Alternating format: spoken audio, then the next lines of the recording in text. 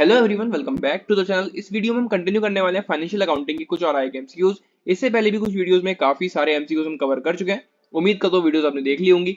अगर आपने वीडियोस नहीं देखी तो एक प्लेलिस्ट बनी हुई है एमसीक्यूज ऑफ फाइनेंशियल अकाउंटिंग के नाम से, वहां से जाकर उन वीडियोस को देख सकते हैं। फिलहाल आगे बढ़ते हैं और बात करते हैं उन क्वेश्चंस की जो हम इस वीडियो में कवर करने हैं। इस वीडियो का सबसे पहला क्वेश्चन है हमारा कैश बुक रिकॉर्ड। जो हमारी कैश बुक है वो रिकॉर्ड करती है क्या? All cash receipts, all cash payments, all cash receipts and payments, या फिर none of the above. Here option C is correct, all cash receipts and payments. जितनी भी कैश की रिसीट्स और पेमेंट्स होती हैं वो सारी हमारी रिकॉर्ड होती है किसमें? कैश बुक में, या फिर हम कह सकते हैं कैश बुक रिकॉर्ड करती है सारे ही रिसीट्स और पेमेंट जितनी भी कैश में हुई है उनको, राइट। अगला क्वेश्चन है the entry of dishonour of endorse cheque is made in. तो पहले तो आप ये समझो कि डिसओनर ऑफ एंडोर्स चेक होता क्या है। तो ये वो सिचुएशन है जिसमें जो बैंक होता है वो चेक को वापस लौटा देता है due to insufficient balance, right. तो अब वो एंट्री यहाँ पर होती है cash column of cash book, bank column of cash book, cash and bank column of cash book, या फिर none of the above. Here option B is correct, bank column of cash book. ठीक है, bank column में या cash book के ये होता है और उसमें भी क्रेडिट साइड में, राइट। तो ऑप्शन बी यहाँ पर हमारा करेक्ट हो जाएगा।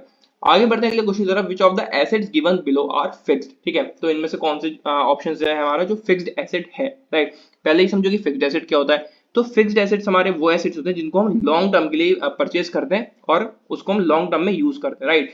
कार्ड्स, कैश, स्टॉक, या फिर debtors. Hair option A is correct, cards. Cards आप समझ गए होंगे, जो भी सामान हम ढोते हैं वो कार्ड्स पर ढोते हैं, ठीक है। उसको कैरी करके ले जाना वो हमारे कार्ड्स होते हैं, तो उसको हम लॉन्ग टर्म तक यूज करेंगे।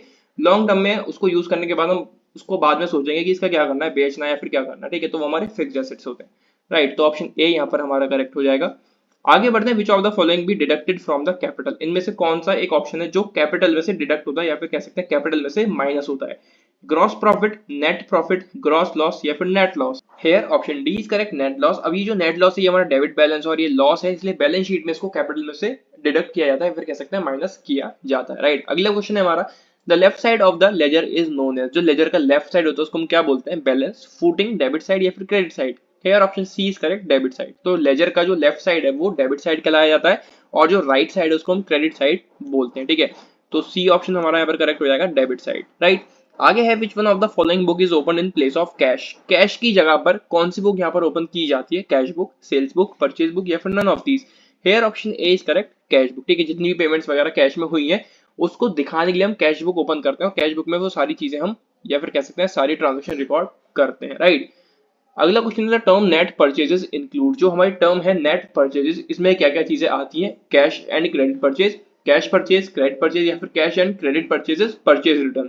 Hair option D is correct, cash and credit purchase और परचेजेस रिटर्न, राइट। इसको टिक कर देते हैं, तो ऑप्शन डी यहाँ पर हमारा करेक्ट ऑप्शन है। आगे है with the help of dash ledger account is prepared. इसकी हेल्प से लेजर अकाउंट प्रिपेयर किया जाता है, किसकी हेल्प से? इवेंट्स, जर्नल, ट्रांजेक्शन, या फिर balance sheet. Here option B is correct, journal. तो जर्नल में जितनी भी एंट्रीज हमने की होती है, जर्नल एंट्रीज की होती हैं, उसकी हेल्प से हम लेजर को प्रिपेयर करते हैं। तो ऑप्शन बी यहाँ पर हमारा करेक्ट हो जाएगा, जर्नल, राइट।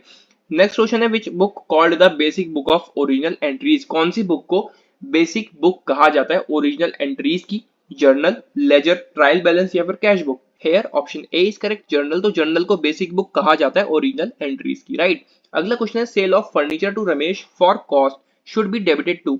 तो हमने रमेश को कोई फर्नीचर सेल किया, ठीक है, या फिर उसको बेचा, बदले में हमें पैसे मिला। वो जो रुपए हमें मिले हैं या फिर पैसे जो हमें मिले हैं वो डेबिट होंगे किस में? सेल्स अकाउंट में, कैश अकाउंट में, रमेश अकाउंट, या फिर ड्राइंग अकाउंट। आपने एक रूल पढ़ा होगा जर्नल एंट्रीज को करने का, debit what comes in, credit what goes out. तो हमारे पास जो आया उसको डेबिट कर दो, जो गया उसको क्रेडिट कर दो। हमारे पास आया क्या? कैश। गया क्या? फर्नीचर। हमसे पूछा गया कि जो हमारे पास कैश आया है फर्नीचर के बदले में उसको हमें क्या करना है? डेबिट करना है। तो कहां पर करना है? कैश अकाउंट में, ठीक है। Debit what comes in, credit what goes out, तो कैश अकाउंट यहाँ पर हमारा डेबिट हो जाएगा, राइट। आगे ledger help the trader to achieve the objects of. जो लेजर है वो ट्रेडर की हेल्प करता है क्या चीज अचीव करने में? बुक कीपिंग, जर्नल, ट्रांजेक्शन, या फिर none of these. Here option A is correct, book keeping में हेल्प करता है लेजर एक ट्रेडर की, ठीक है। तो ऑप्शन ए यहाँ पर हमारा करेक्ट हो जाएगा। आगे बढ़ते हैं अगले क्वेश्चन की तरफ। Balance of personal accounts will be shown. जो बैलेंसेस है सारे पर्सनल अकाउंट्स के वो शो होते हैं कहां पर? In trading account, in profit and loss account, in trading and profit and loss account, या फिर in balance sheet. Here option D is correct, balance sheet, ठीक है। तो जितने भी बैलेंस होता है पर्सनल अकाउंट का वो हमारा शो होता है सारा बैलेंस शीट में, वो भी किस साइड? Liability side, right. तो ऑप्शन डी यहाँ पर हमारा करेक्ट हो जाएगा। आगे क्लोजिंग स्टॉक इज वैल्यूड। जो क्लोजिंग स्टॉक है, जो पूरे साल का हमारा स्टॉक था जो बच गया है, ठीक है, अब उसको अगले साल में हम लेके जाएंगे, मतलब साल के एंड का जितना भी स्टॉक हमारे पास बच गया उसको हम वैल्यू करेंगे किस चीज पर वैल्यू उसको करेंगे? On cost price, cash and market price which ever is less, और मार्केट प्राइस या फिर cost and market price which ever is more.